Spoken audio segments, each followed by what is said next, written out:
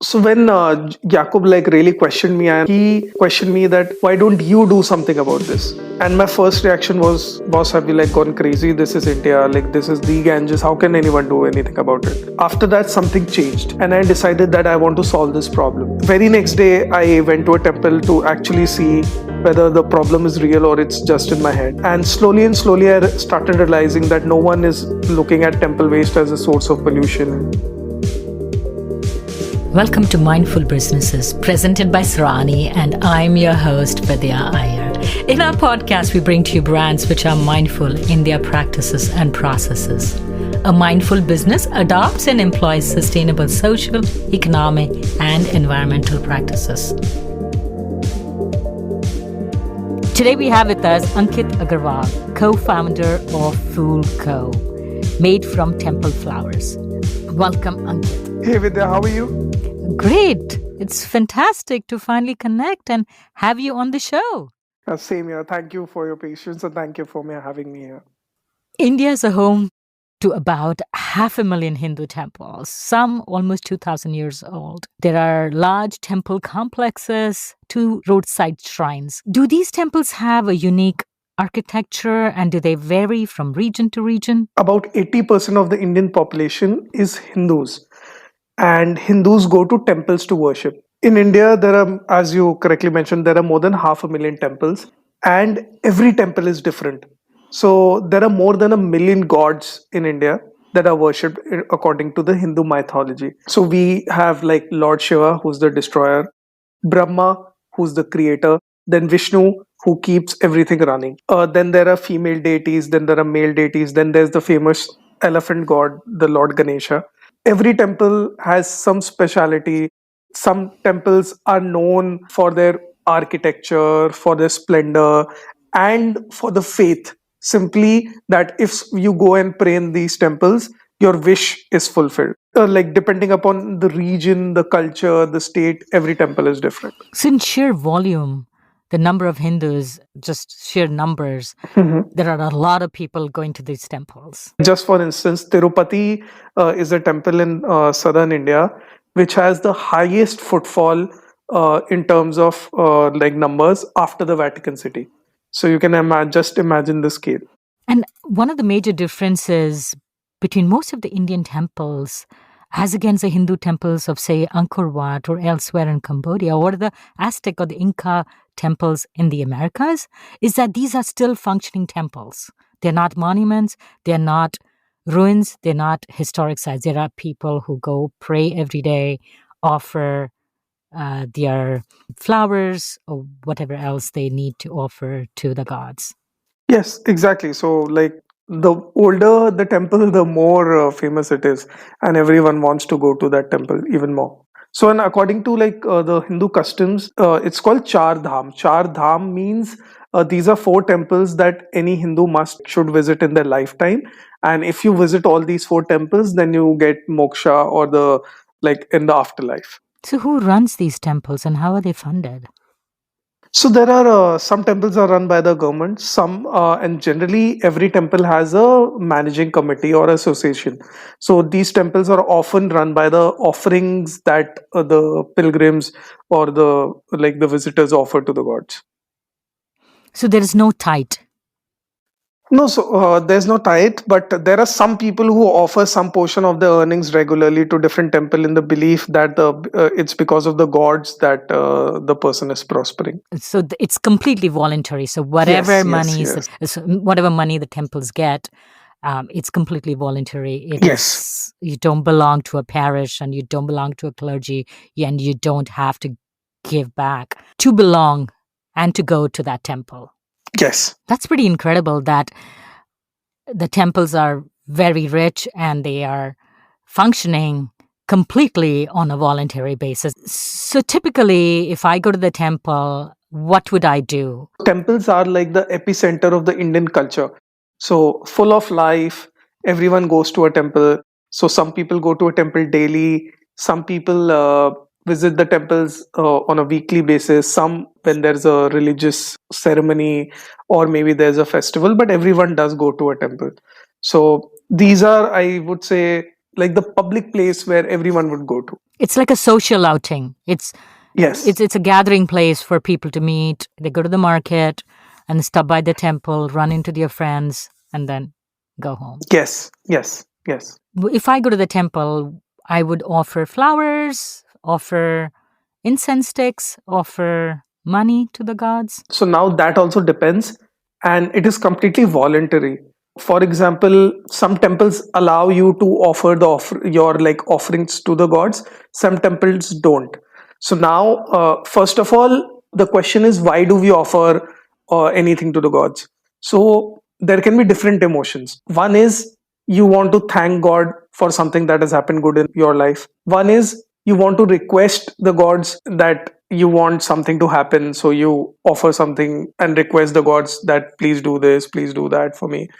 Third is, so gods are essentially like in the Hindu mythology, they are living beings whom we worship in the form of idols. They actually have like their own life. As we humans eat food, we offer offerings to the gods, like for example food, so that they can have their meal. Flowers, so flowers are offered, are the symbol of the purest form of nature, good smell, good look. So that is why we offer flowers to our gods as a symbol of offering the best in mankind. Different gods like different kinds of offering as well. Are they typical flowers which are offered to the gods? Again, this also depends. So like for example, some the Kali deity, she likes the hibiscus flower.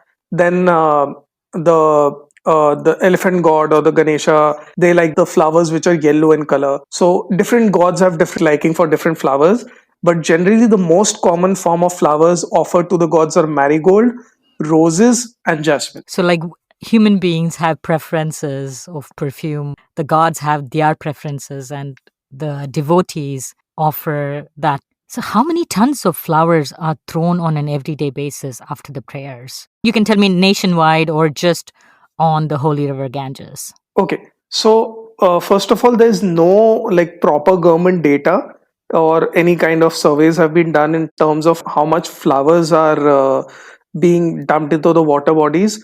But when we started Phool Co, we did a rough estimation and rough studies depending upon the number of big temples in the city and number of small temples and the volume of flowers being sold in the flower markets. So we came down to a number of approximately 8 million tons of flowers are disposed and used in temples every year.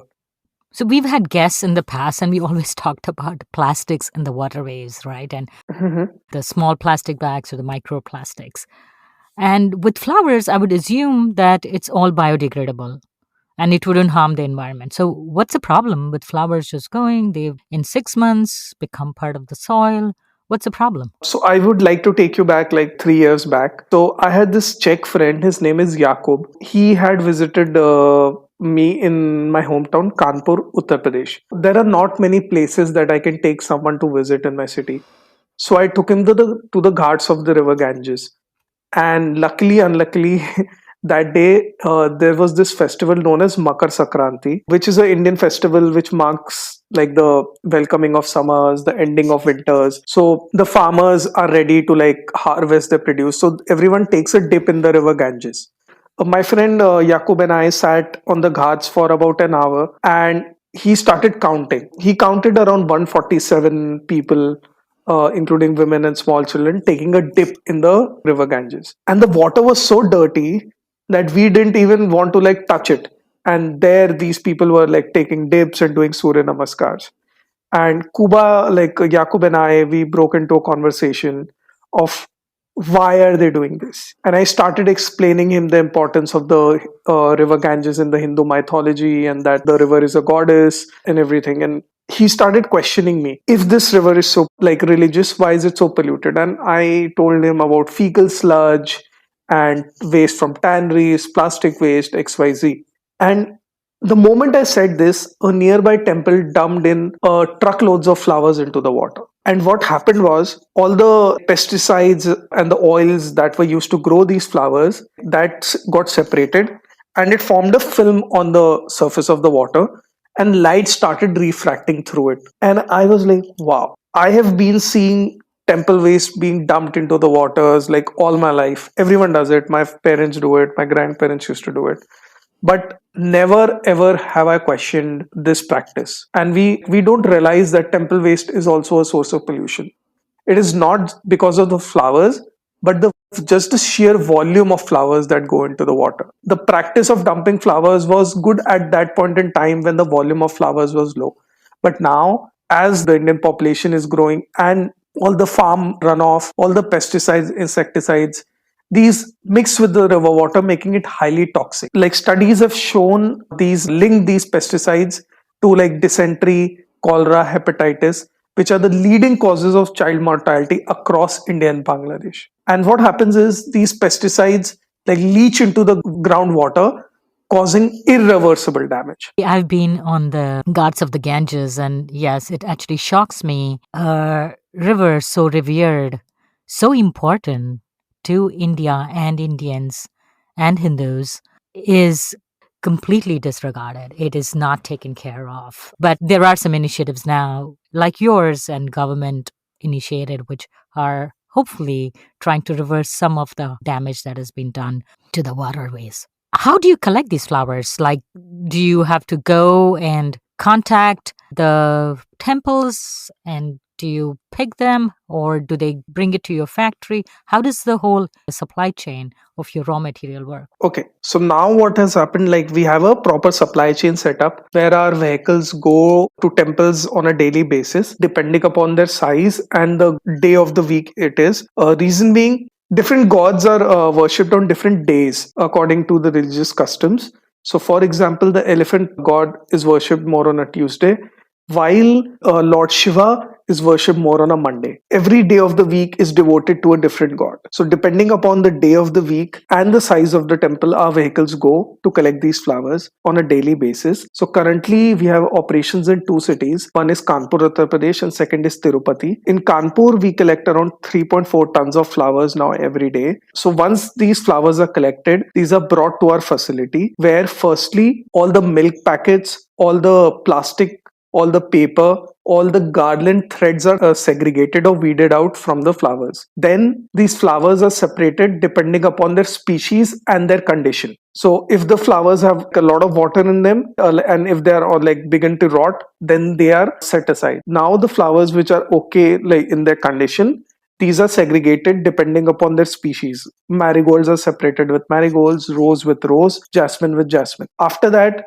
these flowers are hand plugged and their petals are separated. Then these flowers are sun dried. All the petals are sun dried. After drying, what happens? About 90% of the moisture in the flowers is lost. Then to the dried flowers, we add our own pesticide bioculum to offset all the pesticides that were present in them. Post that, these flowers are washed properly, ground and converted into a dough. And that dough is used to make incense sticks and incense cones. So do you add anything to the dough? We add like, for example, like ghee, which is clarified butter sometimes. And once these incense are made, they are dipped into natural essential oils. So, for example, we source the orange essential oils from the farmers in Maharashtra. We don't have a sandalwood incense sticks. The reason being, the sandalwood oil will cost us more than $10,000 per liter, like the real sandalwood oil. And that's not technically or economically viable. So, we make incense of oils which are locally available and are reasonable. For example, jasmine, we have a Loban incense, we have a Indian rose, then we have oranges, we have a eucalyptus incense. So all these incense are like hand dipped into natural essential oils. And who does the sorting? Who does all this collection? So that's the closest piece of my work to my heart. So all of this work is being done by women who were earlier manual scavengers.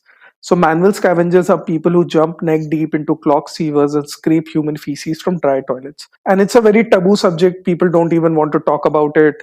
And the saddest part is that more than half of the Indian population does not even know that there are dry toilets or manual scavenging still exists. As a mission, and vision of what we do, we currently employ around 123 women full time, whom we not only help with like financial livelihoods, but with a life of dignity and respect. So we help them with like health insurances, retirement benefits. We even have a busing service for them. How did he know how to make an incense, or in Hindi, it's called agarbatti?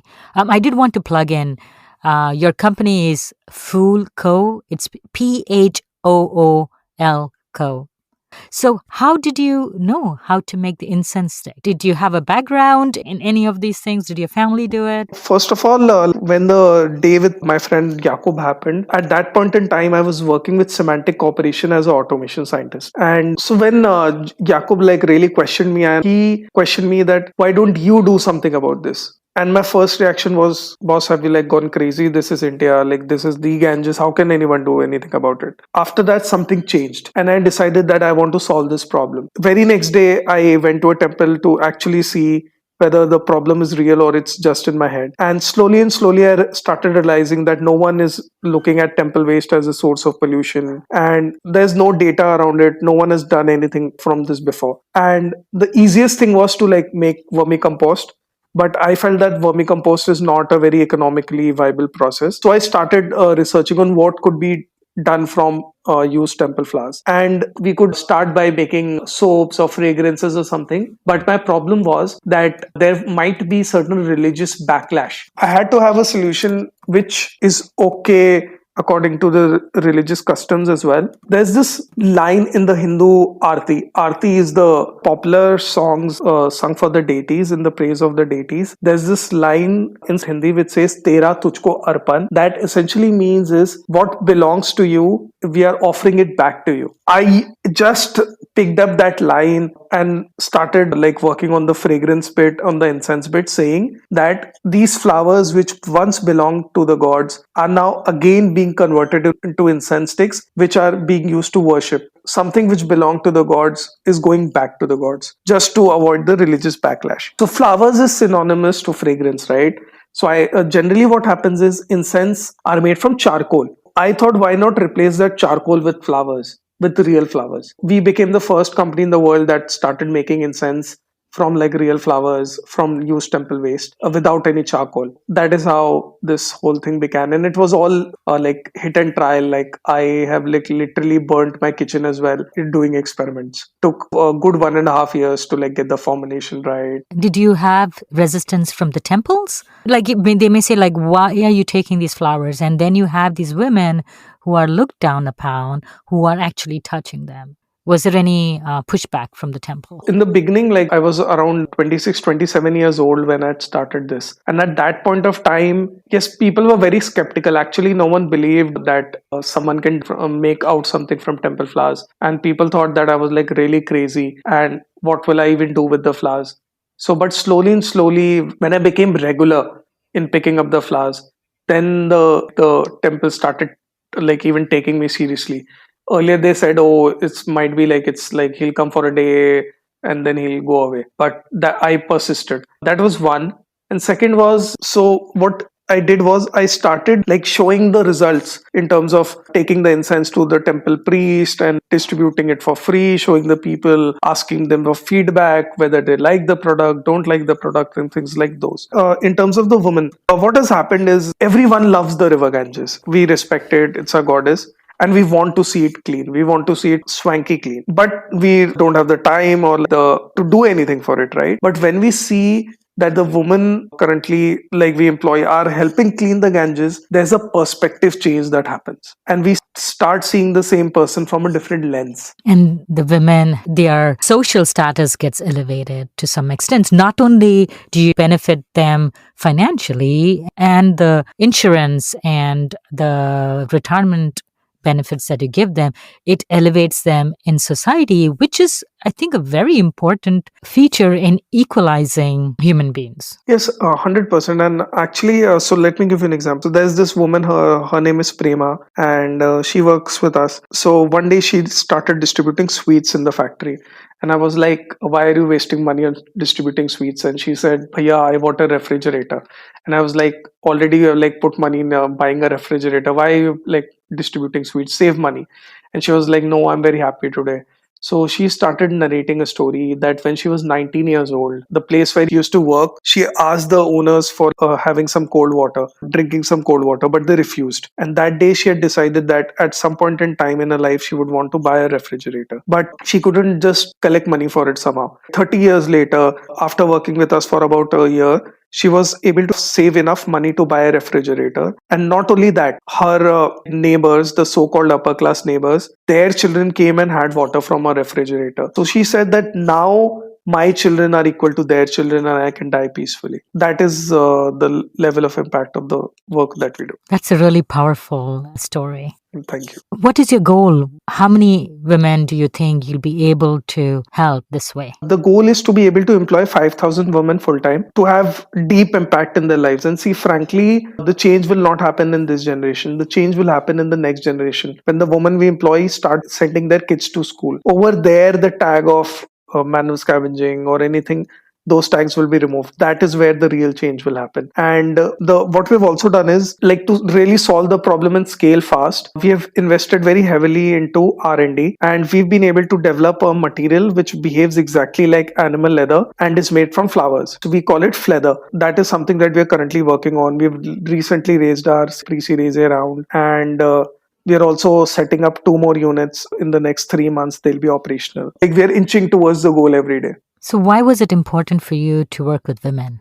There are men who do the scavenger jobs too. Why was it important to employ women? This the woman thing became our mission accidentally. What happened was, when I just started, when I would like get around 50 kgs of flour every day 3 years back. So what used to happen was, I would find it very hard someone to work on the, like, segregate the flours. And the men I used to employ, like, from the community, what I found out, they next day they wouldn't turn up, or waste all their money on alcohol, be drunk, and don't come. Like, I'm not trying to generalize, but this is what happened to me. And rather, there was these 2 women who were very happy to work, and like, they would never bunk, very sincere. And one day I asked them, like, what do you like so much, you like come like on time, and so there's no apprehension whatsoever. So then they told me, like, if they were not here, they would go to at least 15 households, clean their toilets, and then not get paid anything. They would get paid with the leftover chapatis from the previous day. Over here, they don't have to go to like 10 different places, they don't have to clean toilets. And second thing, they said that by doing this, we are getting one step closer to the gods. We are doing good work. That somehow became the mission, and I felt that if we can like really help someone in doing this and change lives, why not? That is how it became the part of the mission. And I believe in this phrase that the hand that rocks the cradle rules the world. So if you employ women, they will make sure that their kids have a better life, and women give back to their own communities. There's a lot of evidence and data which Yeah, shows 100%. This is 101% correct. You won't believe, like, so what we've done is, when we like hire anyone, right? The women, they don't have papers in the sense of they don't have a government ID. So the first thing that we do is we get them a government ID done. We help them get a bank account. And we see that women save money. And we even see the food, the nutrition goes up. When someone starts working with us, generally they don't bring that lunch. Slowly, in a week or so, they start bringing in food. And in some months, they start bringing green vegetables, upping their nutrition level. So all of that, we've like seen those very small touch points, and which makes the whole difference. So one of the solutions for at least the pesticide part, this pesticide leaching into the waters, how about organic flowers at the temples? Like, will that be a movement, do you think? The flower seller at the temple will say, hey, I have I organic think flowers, which is better.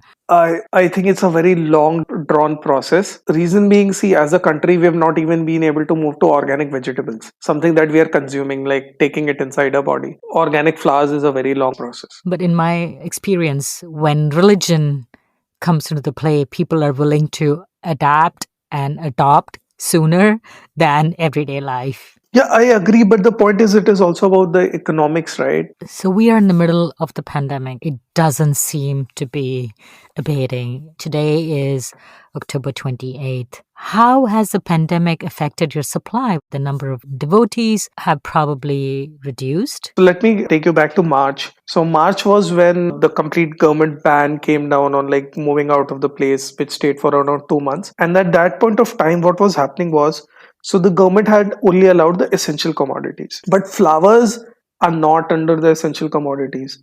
So what was happening was there was no one who was buying flowers. The horticulture farmers, they didn't have any option. They were either feeding their produce to the cattle or they were just cutting and throwing it away. And they were like, why didn't I plant maybe a vegetable or maybe even a coriander or like mint so that I could have got some money? This flower is useless. At that point of time, what we had done was we had partnered with the district administration and we had sourced like trained the farmers in and around Kanpur to dry their flowers at their farms and get the flowers to our facility, and the district administration paid the farmers. So at that point of time we had collected, in terms of dried flowers I'm talking, collected roughly around 600 tons of dried flowers, which is good for me to make incense till next year April. So you had to be really agile and to say, hey, how do I help myself and also help the farmers? Yes, 100%. Like I knew temples wouldn't open up, and we didn't know till when this COVID is going to prolong and whether people will turn up to temples. And I couldn't tell the woman that we have to like let go of you. So I like really had to use my head at that point in time. So you've been a recipient of some very heavy duty awards: Forbes List 30 Under 30, Echoing Green Fellow, UN Young Leader, Sustainable Development Goals. How do these awards help you? Some awards come with certain portion of funding as well, which helps the business. That's one. Otherwise, what happens, these awards help in the marketing aspect of the business and they lend credibility to the work that we do. So, for example, someone who would not talk to me like on the normal basis, but once I let them know that we are on the Forbes list or we are an Echoing Green Fellow, XYZ, then at least we get that like 2-minute window to like introduce ourselves. Where can we buy your products? Do you do D2C or D2D, or are there stores, or do you sell at the temples? We wanted to be specifically a D2C brand which sells product online basically from our website. Currently, we are shipping only in India. We do ship to the US for bulk orders. Like, for example, a lot of Indians have got their wedding giveaways done from us in the US. And we sell a pack of incense every minute. The best part is that the incense are completely handmade, dipped in essential oils. There are no portion of chemicals in it. And people actually love it. And because of COVID, what has happened, everyone is moving towards natural and organic products. So today we get preference over like a normal incense, which is like cheaply priced. So how does your price compare? So we are priced at roughly around $2.50, whereas the normal incense you would get at $1. The reason why the pricing is premium is because of the natural essential oil, because of the hand roll and the fair wages component. And the chemicals, they don't leach when I burn the incense stick. There is no release of chemicals. No, so everything is removed. So we remove all the pesticides, everything is there, like completely pure. That would have required a lot of research, right? Because Yeah. you're a techie and then you move to material science or whatever science you would need to make incense sticks. Yeah, so I've like spent 1.5 years getting the formulations and everything right. And like we are a 10-member team, out of which 6 are into like R&D, all from the best of the Indian institutes: IIT Bombay, IIT Kanpur, Chennai. Like IIT is the Indian Institute of Technology. They even hold a stake in the company. Like we don't even have an office of our own. We're based in IIT Kanpur. So what are your next goals? Where do you see yourself in 3 years? So the next immediate goal is Diwali is around the corner to be able to fulfill the orders. That's the immediate goal, the immediate thought in my head. In the next 3 years, we want our leather to be launched in the market. We are targeting like the top 5 fashion brands in the world. That's one. Second is to be able to at least reach a 3,000 number in terms of the women we are being able to employ by the next 3 years, and be present in at least 5 major temple towns in the country. With those goals, I wish you all the best. Thank you so much for coming on Mindful Businesses. Thank you so much, Vidya. It was a pleasure to talk to you. You're welcome. If you're a creator of a mindful brand or would like to recommend a mindful brand to be featured on our show, send us a message on our Instagram or Facebook page. If you learned a thing or two from this episode, share it with one friend. Like, share, and subscribe to our social media pages, Mindful Businesses Podcast. We recorded this podcast in Lafayette, Indiana. Tatum Gale composed the music for this podcast. This is Vidya Iyer with Mindful Businesses.